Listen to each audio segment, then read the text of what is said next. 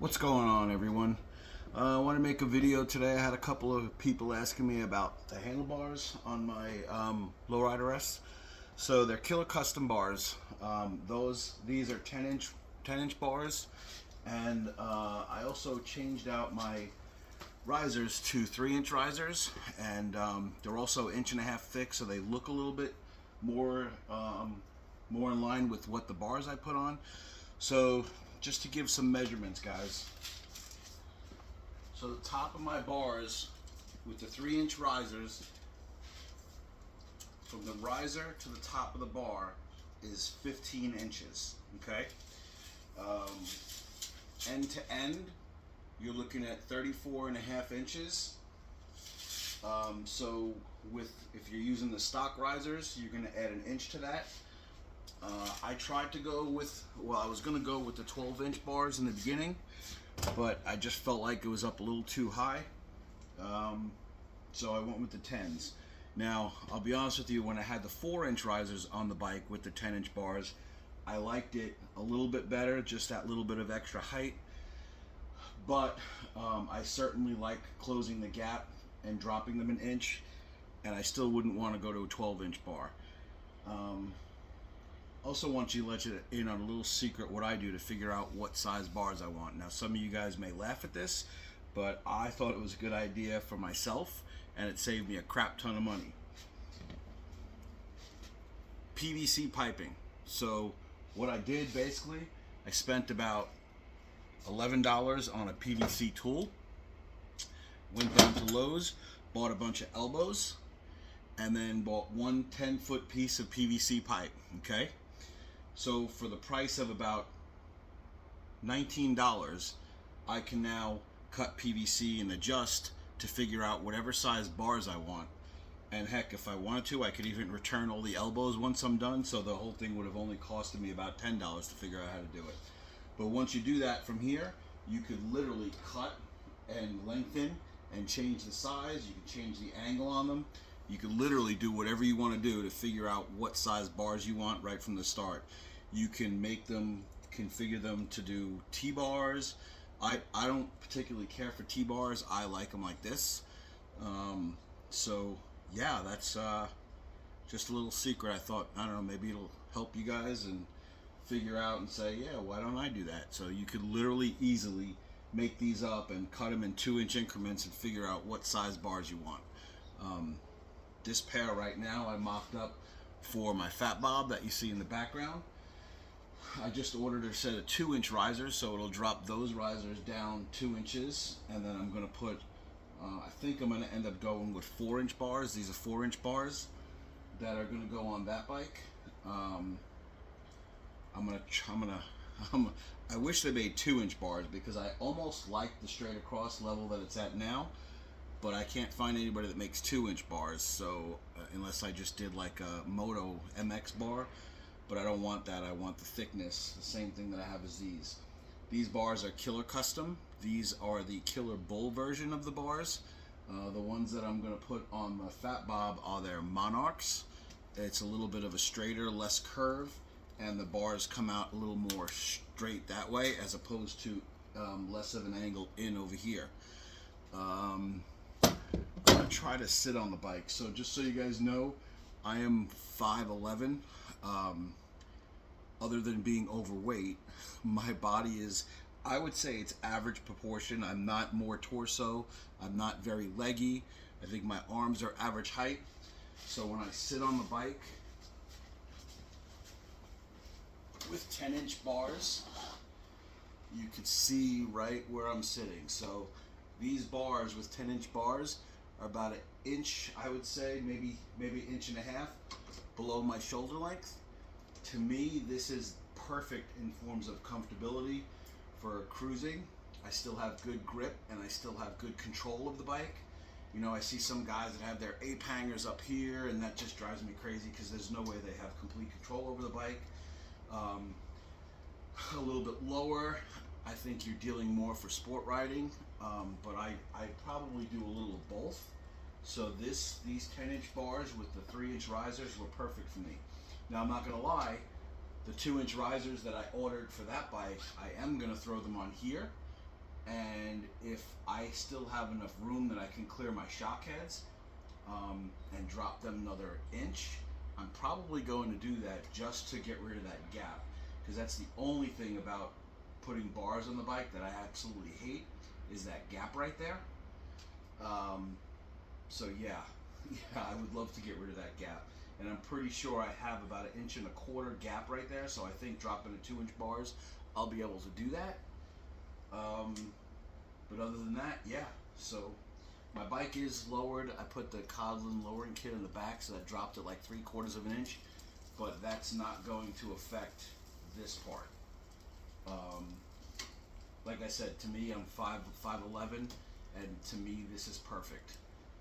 So everybody's body type is different, which is also why I suggest making up some mock handlebars and figuring out what you want to do, because bars these days, especially the 2-inch kind, if you like the thick bars like this, they're up there in price. They, depending on the brands, they range anywhere from $450 to $900 to $1,000. So to me, spending a little bit of extra time and spending $20 on some PVC and some cutters is well worth it. But that's just me. I have some other guys that I've posted on Instagram and they kind of laughed at it, but you know, F them, let them waste however much money they want. Let's see, other things I got coming up I want to talk about for a minute. So I'm going to start doing more content on the Fat Bob. Originally, if you watch any of my past videos, I've been talking about trading in the Fat Bob for a Breakout. The Breakout is absolutely my favorite bike, but I decided I'm going to keep the Fat Bob. I'm starting to see less and less of them on the streets, especially this newer style with the square headlight and the 114 and all the, I guess, more modern stuff. They still technically make this bike, they just don't make it here anymore. And these two bikes are essentially the same bike, they're just set up slightly different. I am still looking to buy a Breakout, and if I do, you might hate this, but this will probably be the bike that I would trade in for the Breakout. I've always felt like the Lowrider is kind of a cross between the Breakout and the Fat Bob. However, if I have a Fat Bob, I don't really want to cross between the two. I would like to have the two extremes, more sporty, and then go for the Breakout that's like a chopper cruiser, which I love the look of, but it's a very straight line bike, which I don't care, because if I want to get more aggressive, I'll just ride that bike. So just a couple things if you're interested in Fat Bob content. I just ordered, well, my wife ordered it for me, a PowerVision computer. There's only like 3 months left on the warranty on this bike, so I'm not concerned about the warranty. And there's so many more parameters on the PowerVision that you can do compared to the Screaming Eagle tune on this. I'm kind of up in the air about the cams. So I'm really choosing between a Moonshine Performance 485 or the CR 485. I know there's a lot of people that swear by the S&S 475, but I really want something that's going to be a little bit more aggressive as I can go with the stock valve springs. I may or may not change the heads out at some point, so just in case I don't want to go bigger than the 485. The 485 will also allow me to go with a bigger bore kit if I wanted to, and it will still be a decent cam for that. I've seen it done before on YouTube on different bikes, and they had pretty successful results with it. So I think I'm definitely going to go with the 485. It's just a matter if I want to go CR 485 or if I want to do the Moonshine Harley 485. Of course, I will also get the cam chest, and that will be a Screaming Eagle product, because just about everybody that I've seen comparing the S&S to the Fueling to the Screaming Eagle actually say the Screaming Eagle is their preference to go for that particular piece. So I'll be purchasing the Screaming Eagle. Another thing I just purchased, mid controls. So I ordered the TC Brothers mid controls, very nice pieces, billet aluminum.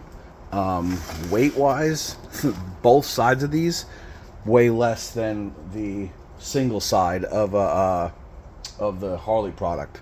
So it wasn't cheap. I got it as a Black Friday special. They're normally $1,200 and I got them for $900.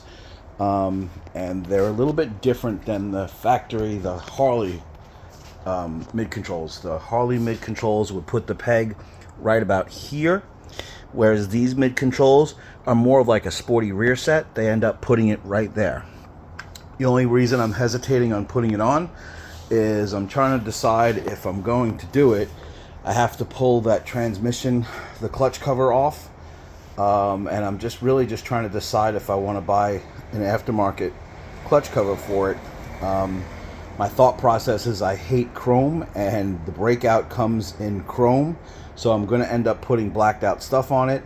So in my head, I'm thinking maybe I buy covers for this bike and take all my black covers off and be able to put them on the breakout when I get it. So who knows? I mean, I say that now, who the hell knows? I may decide to just keep my lowrider and not touch a breakout and just be happy with my lowrider.